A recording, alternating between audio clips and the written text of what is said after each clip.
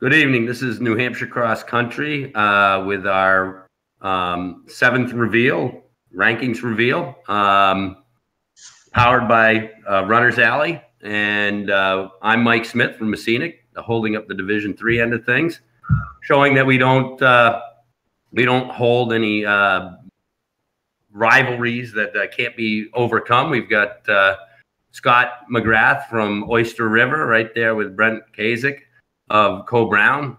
They guys are always battling in Division II. And we got Amy Sanborn from Londonderry and Amy Bernard from Pinkerton holding up the D1 end of things. And we're going to be bringing you the rankings for this week. Just off the top, we had a lot of teams that were idle, so the rankings are going to be somewhat stable in some areas, but we're going to go through them and explain any of the changes. So without further ado, we've got Amy Bernard leading off for the girls section on things. Yeah, we plan on outdoing those youngsters, so let's go at it, ladies. All right, so in 10th, we have Bedford, who was 10th last week. They were idle this past weekend, but they have a very strong, deep team. I'm looking forward to see what they do at JV States. They won JV States last year, and I think that strong, deep team could definitely be a threat in D1. Yeah, Bedford may have the largest team in the state as far as girls' numbers as well. They've got a lot of athletes.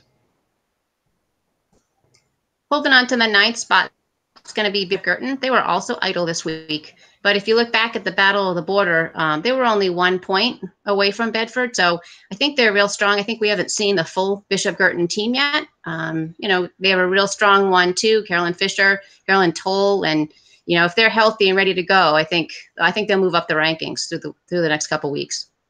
They also have at least one freshman in their top 5. So freshmen are always unpredictable and sometimes in a really good way.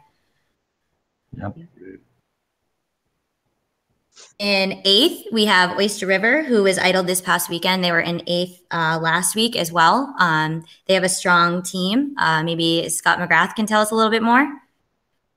Yeah, so Oyster River is led by Olivia Lank and Lily Duty and Madison Hopler. We have a really strong top 5, if not top 8 or 9, and we're ready to make some noise tomorrow at the D2 state JV state championships, and then of course again another week and a half at D2s. Yeah, we could tell last year Oyster River girls were going to be coming back with a vengeance. They had a lot of fantastic sophomores last year, and they're showing. And I've been coaching here for 20 years in the state, and for the first time ever, we don't know who's going to win. A lot of times you can see on paper, but this is wide open in D2, and I think across the state in all levels. But there is no clear-cut favorite, and Oyster River certainly has a shot. Take it away, ladies. Looking at the 7th spot, we're going to go to Concord. Concord was 6th last week, and now they're down to 7. But just as as we were just talking about, I think it's so wide open across the board here. These top 10 teams, I think, are interchanging through the weeks, and you just don't know what's going to happen. It's all about who's going to be healthy at the end. So Concord was idle. They have a really strong freshman group that's leading the way here. So again, unpredictable, and you just don't know. I think they've shown so far. I would echo the same words about D1 or D2 as D1. I think it's wide open. I think the teams are really close, and it's a really exciting time for New Hampshire girls cross country. Yeah, we went some unfamiliar teams too. Teams that aren't always up there, and some newbies coming in, which we'll talk about a little bit later. Yeah, we went head-to-head with the Concord team first meet of the year, and we were so impressed with the female team. We knew we were going there to battle their guys, but the girls team obviously showed up, and we were lucky to pull off a victory in that early season match.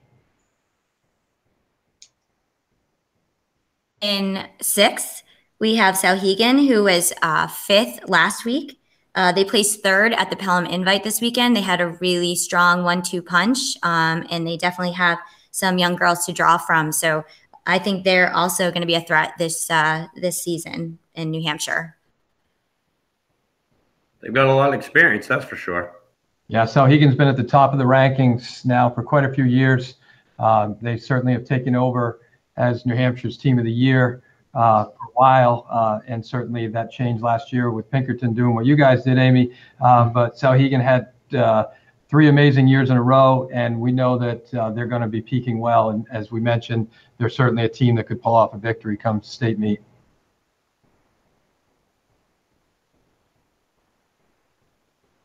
Who's Now this next? we're coming down to that 5th spot, and that's Pinkerton.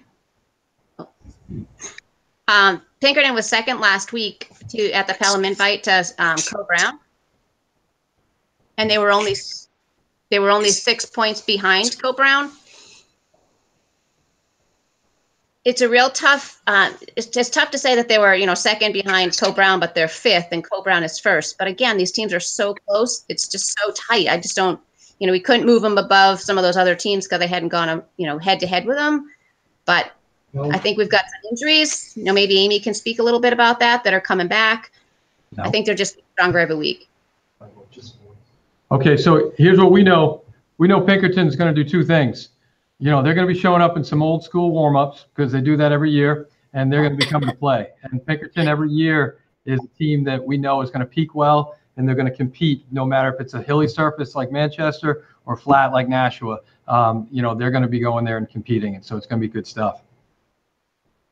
I would just say that, the girls are working hard. They're really in a really good frame of mind right now. It was a slow start for us at the beginning of the year. We lost some seniors last year, and we were sort of pulling it together. But, they're ready to roll, and they're excited for the postseason. We're excited for JV States, and, we just keep putting our best foot forward. So we're just looking forward to competing against all these great teams. All right. Who's number 4, ladies? Conval. Oh, what do you know about Conval, Scott? I can tell you that Conval has some of the best training terrain just surrounding the school there. I was a 4-year runner there myself. What year did you graduate, Bob? 2005. Yeah, it's hard when you can't remember. Lance, I remember coaching against this guy. I think I was a freshman when Brent and Tim took on coaching at Co-Brown. And so I've seen these guys kind of rise up from their infancy as coaches and into the fully mature coaches that they are today. I don't know. I started in 1999. See, that's when kids start, they think we start at the same time. But no, we started a while ago, but we watched this guy and his counterparts do a lot of damage in Conval. So it's a lot of fun having him coach now. Yeah, so Conval is led by Coach Lance Flamino. They have a tremendous top 3, certainly possibly the best top 3 in the state, and certainly will be in the mix with D2s. It's all a question of can they get their 4-5 up into a position where they need them to be, and it looks like they're doing the things behind the scenes to make that happen. Yeah, no doubt. Best 1-2-3 punch in the state on the girls' side, I think. And from what I could see at the Black Bear, they race really smart too. So I think they're a serious threat for being at the top of the state at the end of the season. I was videotaping at the Battle of the Border, and I know some questions came up about why were they so far back in the results, but they were definitely, they matched up, they put their 1, 2, and 3 with their 4, 5, and 6. And when you realize that they backed all the way down to that, they were really doing something to finish as high as they did. And I think that might just be the ticket they need to be able to try to break through and get up to the top of the ranks of Division II and the rest of the state. Work. What's that? A little strategy work there by coach. Definitely strategy. Yep. All right, so next on to number 3, ladies. We're going to go down to 3. Salem was idle last weekend. They got a lot of freshmen, a big freshman group coming in, and they came onto the scene like nobody was ready for them. So I think they're very unpredictable, and they're a serious, strong team right now with some young kids. We're going to be seeing them for the next few years for sure. Yeah, one thing that's so amazing about coaching female athletes as well as the guy athletes, one thing we know is girls can come in freshman year and be an impact right away, and Salem is a great example of that. They clearly have a team that has a lot of great freshman talent, and they're certainly ready to battle. And it's going to be interesting to see what they do. I did some video at Nashua North when they won Nashua North, and it was evident that as good as their running was, they were pretty green to the scene. And so once they get their legs under them, I'm really interested in see how they do come meet a champions. They should be. It's going to be refreshing, anyways, to see them in it. And they had a new tip. team, you know, hasn't been on the scene for a long time, so it's kind of fun to see someone new. Yeah, it is. Yeah. A really strong middle school team, and I think that when they're going to go to Brown this weekend, so I think that's going to be really interesting to see how they do at Brown. And I think their middle school team actually won the state championship. I think you're right there, Scott. Fantastic group of athletes, no doubt. So how are we looking for number 2? 2 is Exeter. They were idle this past weekend, but they're also going to Brown. So they haven't done an invitational since, when was their last invitational? Manchester? Probably Manchester. This should be really interesting to kind of really give us a good taste of where they're at and going into the postseason. So I'm really excited to see the results from Brown this weekend. Yeah, led by Violet Sullivan, and we certainly just a great kid. We all could see that, you know, with this website itself, and fantastic leader. And I think that she's doing a fantastic job having those girls rally around her. Nice to see her running again this year. I know that was hard last year, so that's exciting for her. Yes. And then holding up that top spot, and again, there's been some movement here, but you know, the constant Co-Brown, they won the Pelham Invite this weekend, and you know, pretty strong. They got some top runners there, and so I think, you know, they're holding on to that top spot, and they're going to be fighting. But like we've been talking about, it's not going to be an easy run. There's definitely some people that want to take them down, and got to watch their backs to stay up there for sure.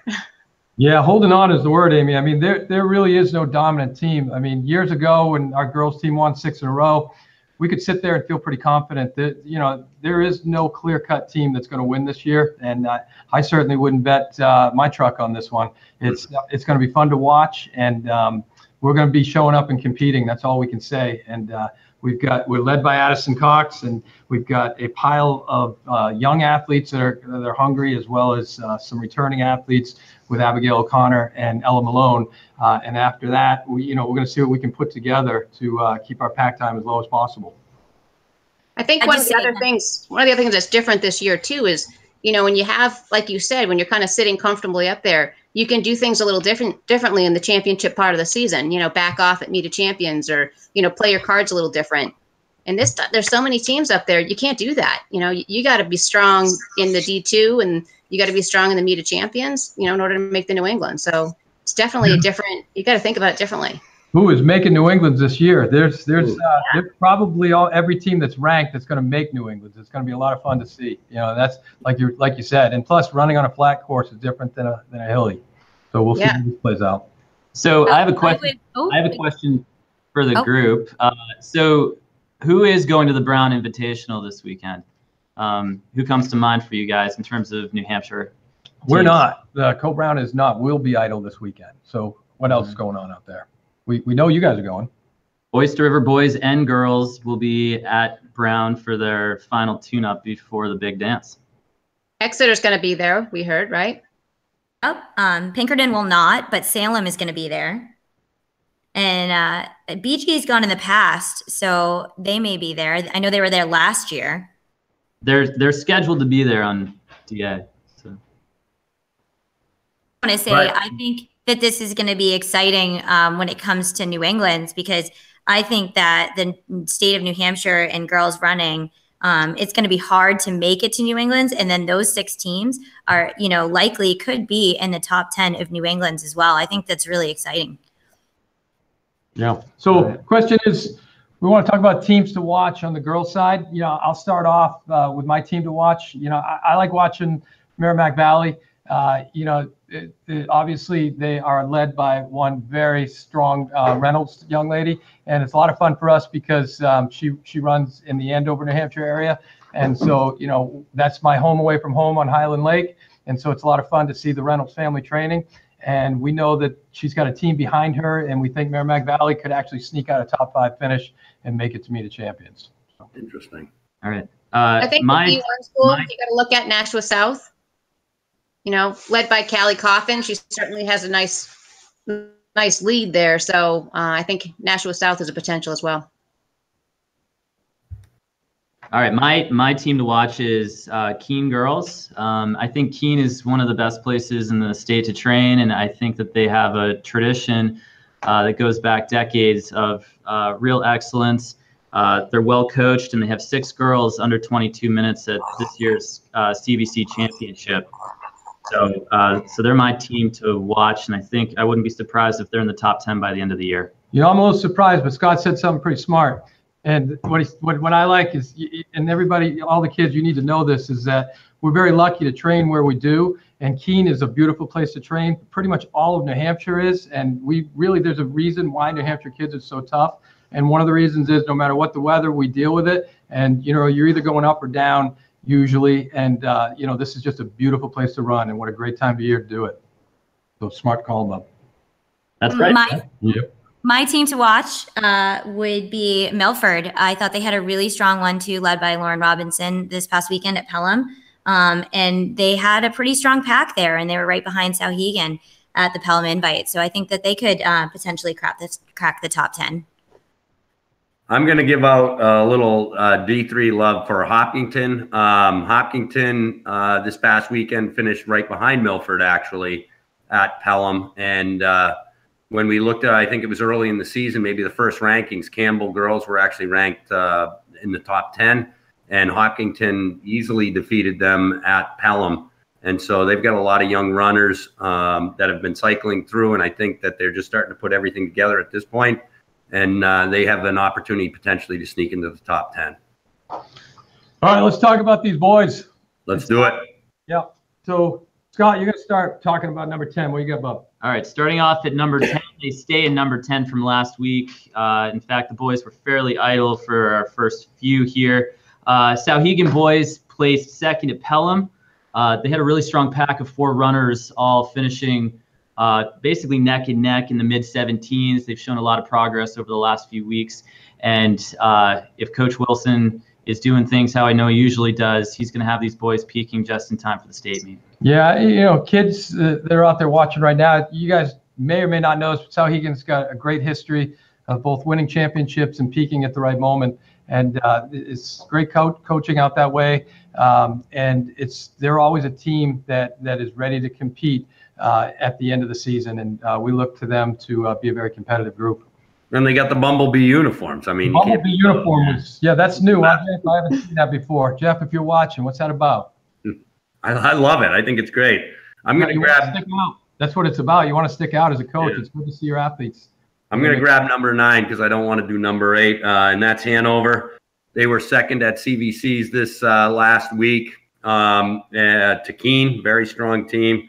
And, you know, they put together a pretty solid program. They got Jack Lynch running it, and they could easily, you know, a little bit of continuity for them, and they could easily move up into one of those top 6 spots that's searching for a New England berth at Meet of Champions. Yeah, who's this number 8 team, Scott? I don't know. I think they're from somewhere in the hills. Muskenic. I hear that a lot. Muskenic. It's my side of the state, out in the Monadnock region. Who's representing?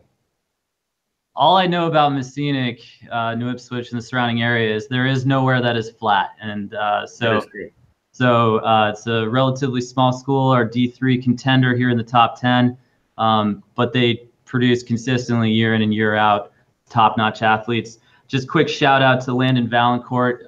He's been a beast all year.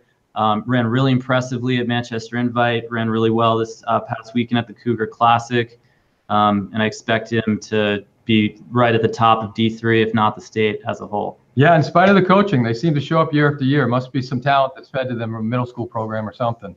But I think it's in the water. It's got to be the water. Yep. Yeah, I remember as a kid, I competed a lot in baseball games over Muskenic, and there's a lot of we'll call it team pride in that area, and we always knew definitely something in the water, right? Yeah, no doubt. Yep.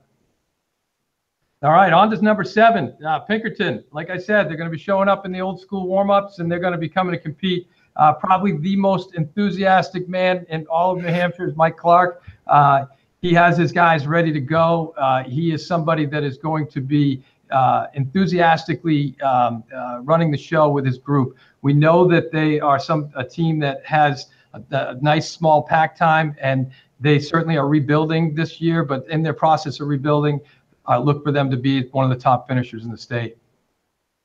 Scott, you notice how he slid in? And Amy, can you give us some other input on that? I think you should know a thing or two. Yeah. We're going to the Catholic Memorial Invitational this weekend.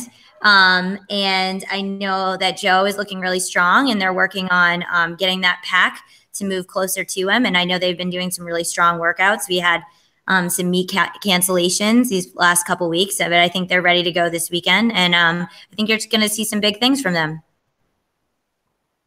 Well, I can tell you what, our guys, Oyster River at number 6, definitely feel Pinkerton breathing down our necks, and we know it's going to be a battle at the Meet of Champions, and certainly nothing's certain at this point. Oyster River boys are number 6. We're headed to Brown this weekend.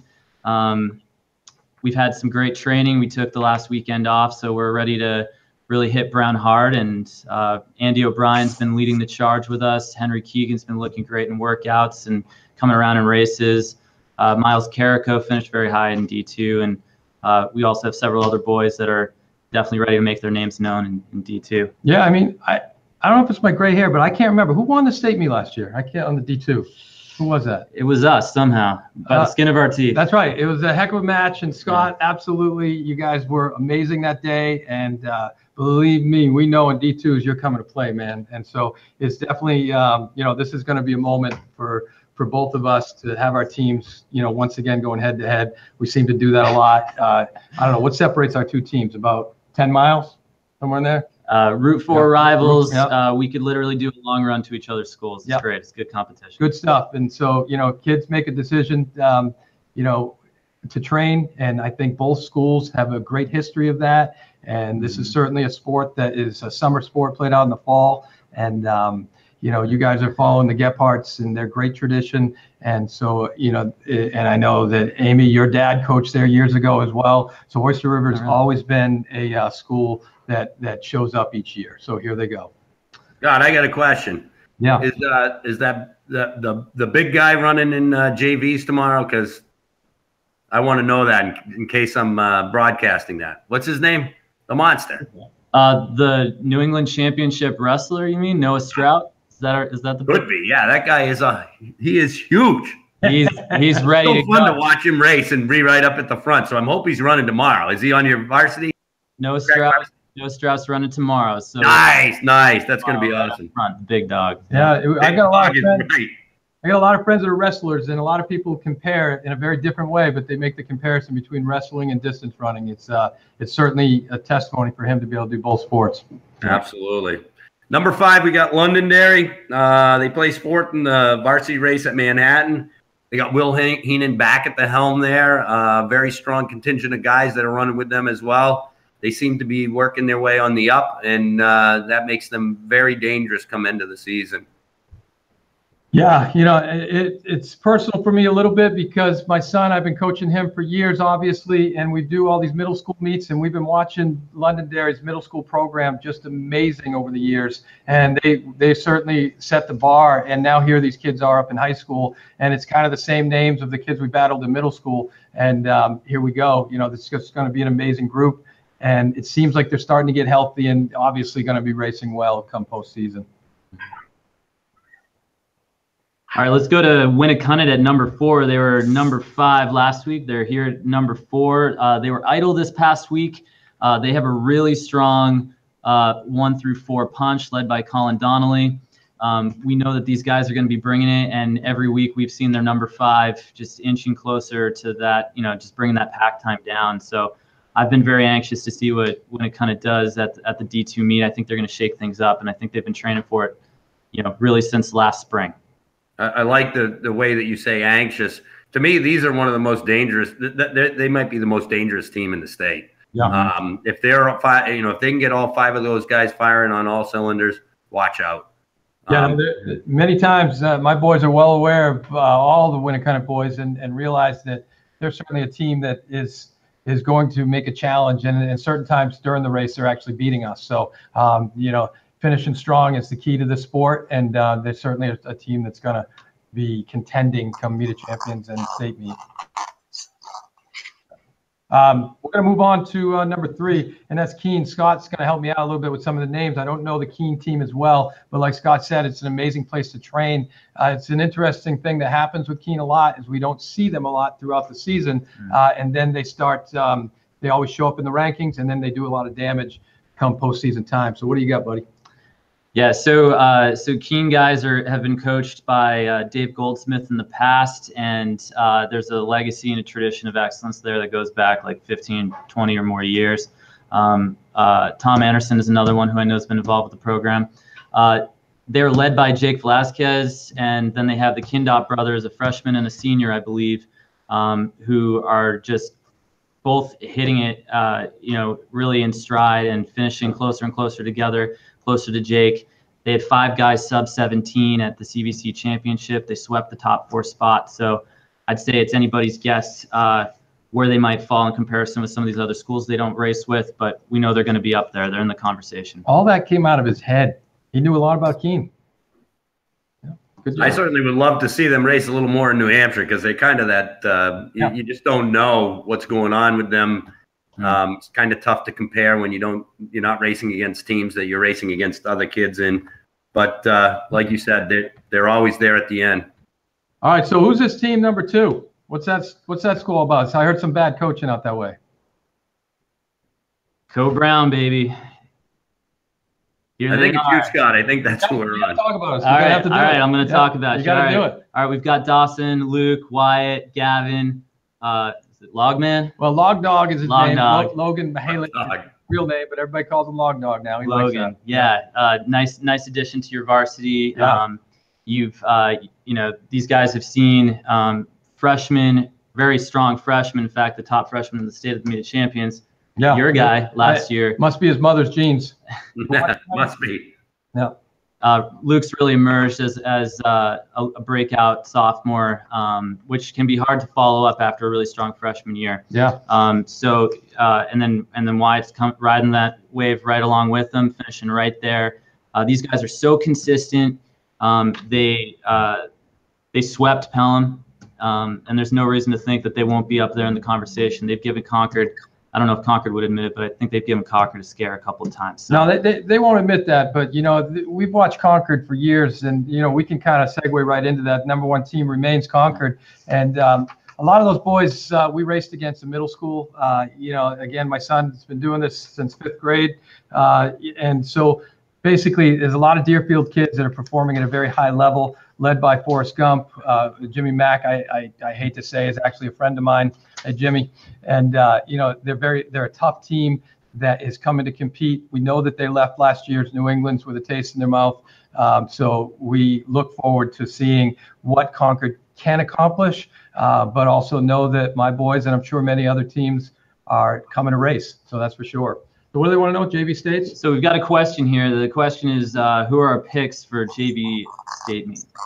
Yeah, this is a tough one, and you know why this is tough is because it's really hard to focus on that 8th, 9th, and 10th team. So then you look at history as I think someone was saying that, I think it was you, Amy, that talked about the Bedford girls winning last year. We're lucky enough to host the D2 state meet at our school, and I think that's a bit of an advantage to our kids, but I certainly can't give us the nod. Are we talking boys or girls right now? Girls team. I mean, I'll throw out there that I think our girls team will contend. Obviously, Bedford will. Souhegan, Oyster River. Those are D2 teams. If I left somebody out, I'm sorry. Anybody else have anything else?